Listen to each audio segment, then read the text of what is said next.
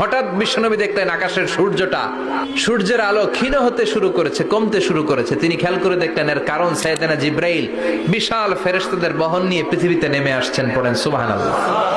এসে বললেন, ইয়া রাসূলুল্লাহ, আমি 1,40,000 ফেরেশতা নিয়ে নেমে এসেছি। আপনি কি জানেন না, ঠিক একটু আগে মদিনাতে আপনার এক প্রিয় সাহাবা, তার নাম হচ্ছে মুআবিয়া ইবনে মুআবিয়া আল মুজানি, একটু আগে শেষ নিঃশ্বাস ত্যাগ করেছে।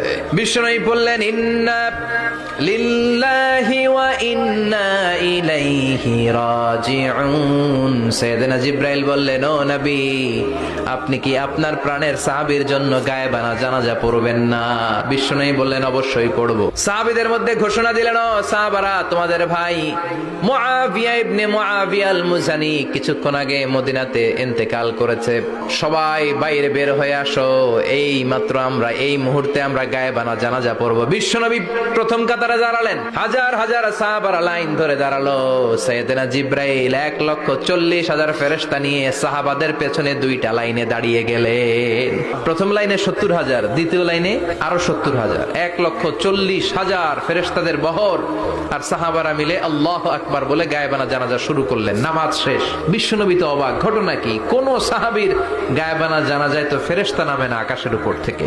বিশ্বনবী জিজ্ঞেস করলেন, জিব্রাইল, কোন সাহাবীর গায়েবানা জানাজায় তোমরা আকাশ থেকে এত ফেরেশতার বহর নিয়ে নামো নাই? কি এমন আমল করেছে আমার মুআবিয়া? কি এমন ভালো গুণ ছিল, ভালো আমল ছিল, যার কারণে আরশের উপরে তার এত সম্মান?